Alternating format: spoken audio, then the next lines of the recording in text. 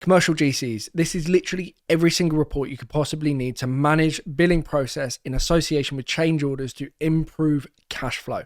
By the way, if you're a commercial GC doing between $10 to $50 million a year in revenue, and you'd like us to help you improve the profitability of your projects with systems, check out the link in the description below. Anyway, as you can see here, I'm inside of a system. This system is called Monday.com. Now, we are managing an array of different things within Monday.com. You can see we've got a project, subcontractors, I've got an RFI process, a change order process, and a billing process. And in today's video, I'm going to walk you through the need for change orders and a billing process, and then we're going to set up reports associated with billing for our change orders, and also, if you wanted to, could also be for your projects. So you can see here we're on our change orders board. Now, there are a series of different stages associated with our change orders. We've got requested, in review, approved, billed, and also declined change orders. So change orders are submitted via a form that gets shared externally across your team and across other teams, subcontractor team, for example. They can then put in a request for change orders, and then obviously someone can manage that depending on who's responsible for that project, the project manager, for example. They can then either approve them or decline them. And then if they're approved, it's important that we then bill for those change orders, make sure we get paid for those change orders, and make sure our cash flow is not impacted by that change order. So we set up a system that when the status of a change order is equal to approved, so I just want you to imagine for a second, it goes from requested to in review and then approved, it then automatically creates a new billing record on our billing process. Now, this billing process is actually for the finance team to obviously prepare the invoice, send the invoice, then track the status of the invoice, whether it's 30 days, 60 days, or 90 days overdue. And ultimately, we're looking to get the invoice to paid. Once the status of the invoice is equal to paid, then it automatically updates the change order, changes it from approved to billed, and obviously we manage the change order process thereafter. So, relatively simple. I mean, if you wanted this for your business, it could be very nuanced and designed specifically for you. But what we want to track is data, or we have the data, but at least report on the data associated with billing. So I'm going to press the plus button in the top left-hand corner here, create a new dashboard, and this is going to be our billing dashboard. There we go. Privacy options, main or private, it's entirely up to you. And I'm just going to go ahead and hit create dashboard. And then I want to go ahead and connect my billing process to the billing dashboard, and then I'm just going to put it into our folder here. So we're going to add a number of different widgets. I'm just going to make these up as I go along. This is obviously everything that we've learned and what I would suggest you would want to track. So the first thing that I want to do is I want to see the number of new invoices that have not actually been sent out yet in value, and also count. So we go to plus widget numbers, and then I would go new invoices not sent, hit enter. And then 3-dotted button settings, and then I would in this instance just want the count, and then the only group that I want is new invoice requests, and then I can leave all of that. So groups, boards, billing process, customized, doesn't really matter there.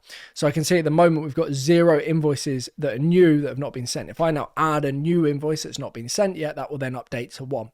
I'm then going to go ahead and duplicate this, and then I go new invoices not sent value. So this is the amount of money that we are due to send out that's not been sent out yet. And the only thing that I need to do here is change the column from the count to the invoice amount, and then just go to customize, dollar, manual, 2 decimal places. And then if I go to our billing process and just put in an arbitrary figure here of, let's say, 100,000, for example, that should then update. And you can see here we've got new invoices not sent, new invoices not sent value. And then you can see we've got $100,000 worth of invoices that have not been sent to the client yet. So then the next thing that I'm probably going to want to look at is something quite similar. It would be the invoices sent, not paid. Not paid. And this, in this instance, first and foremost, be settings.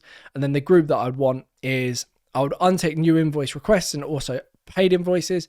So this is new invoices anywhere between sent to 90 plus days overdue. And then I would just want that as a count. So how many invoices have been sent and not paid yet is essentially the question that I'm asking. So if I then change this status to send, that moves it to that particular group, and that should then update. I'm then just going to go ahead and duplicate this again, and then I'll change this to value, 3-dotted button, settings again, and then in this instance all we want is the columns, the invoice amount, customize, the currency, and then manual 2 decimal places. Okay, so now I can see the invoices sent not paid value is 100,000. So we sent out 100,000, and you can see here it's not been paid yet. Okay, if I then go to our billing process, just add another one here, or I'll call this BB, and then we'll change this to, let's say, just a small little $12,000 invoice. You can see here that then updates. So we've got one invoice new not sent, and we've got one invoice sent not paid, 100,000. Cool. So then I'm going to go ahead and add another widget, and this is going to be the average time to get an invoice paid. So you'll notice here, if I go back to my billing process, we have a date created. This is the date in which that particular invoice record was created. And then we've got a date paid. When the status of the invoice changes to paid, it then updates. So I'm going to use this one as an example. I'm change this to the 8th as date created, and then that's date paid, 22nd. This took 14 days to pay. Now I'm going to go ahead and change this also to paid, but I'm going to make it way worse in terms of the number of days it took to pay. So I change this to, let's say, July, and you can see that date paid was 22nd, so that's today, 62 days. So if I go to my billing dashboard and then check, what I want to track is the average time to pay, average.time to pay, hit enter. So go to 3 dotted button settings, and then I want to select TTP, time to pay. I want to customize average, manual, no decimal places, and then my unit is going to be right. And then days. So on average, it takes 38 days for an invoice to be paid. Now, this is obviously a very, very valuable metric if you want to look at cash flow, because you might have your payment terms of 30 days, but if you actually know on average it takes 38 days to pay, then you can very easily predict your cash flow off the back of that data point. So that's really, really helpful information. Then what I want to go ahead and do is, let's say I want to add a chart in this particular instance. And this is going to be the invoice status or invoice by status, invoices or invoice value, shall we say, value by status. So I want to break it down by the different status options of our billing process. So our x-axis in this instance is going to be the status, and the y-axis is going to be the invoice amount. And then the only group that I don't necessarily want to count is the paid invoices. So we've got new, sent, 30, 60, 90 days overdue. So now I can see the amount in each stage of the process.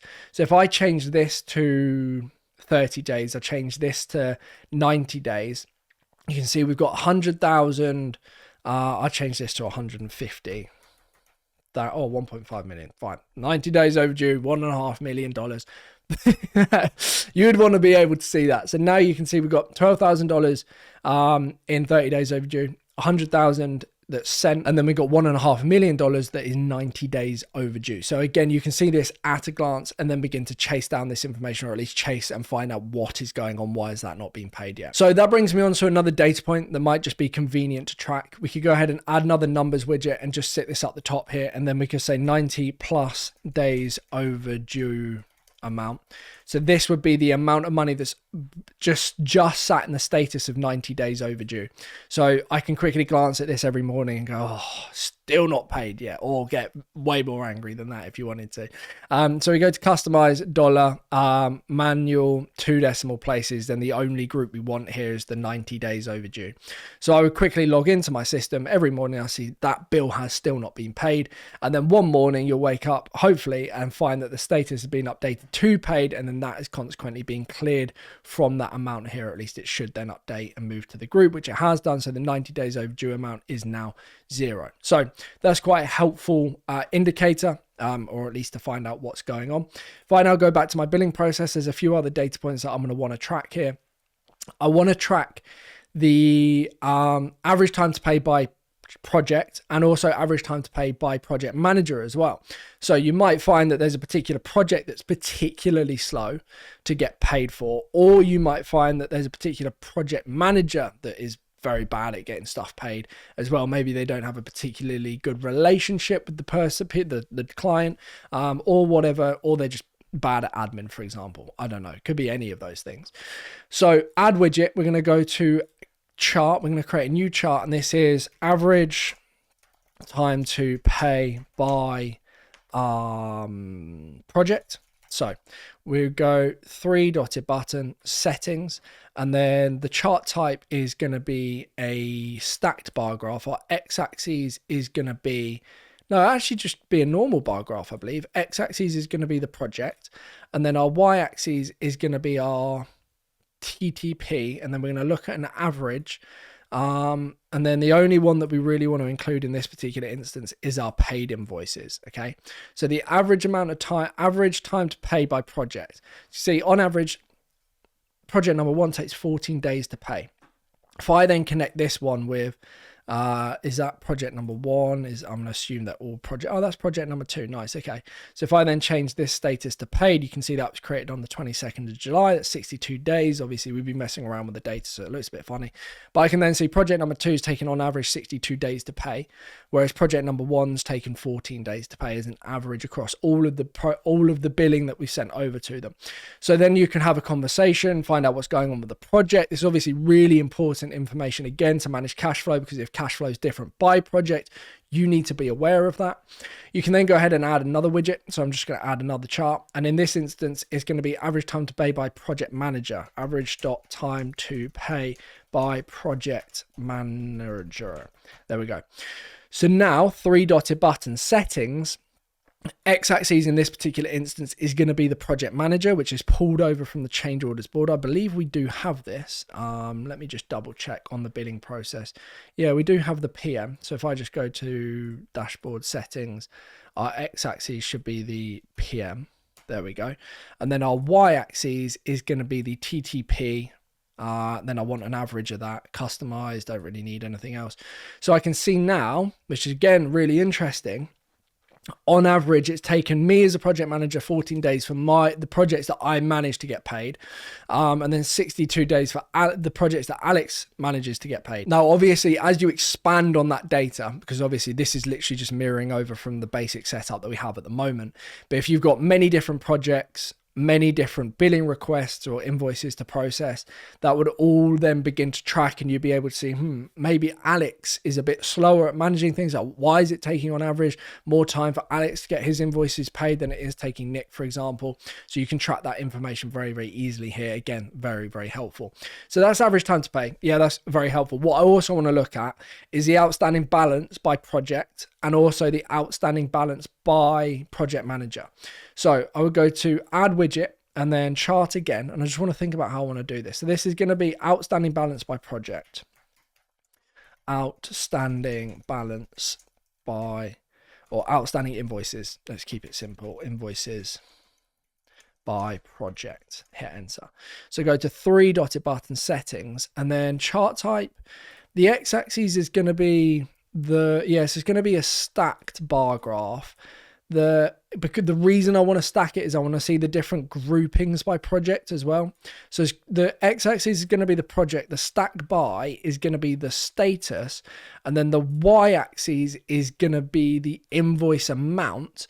And then the group that I don't want is paid invoices. So now I can see new invoices sent 30, 60, 90 days, but I don't really need to see the paid invoices.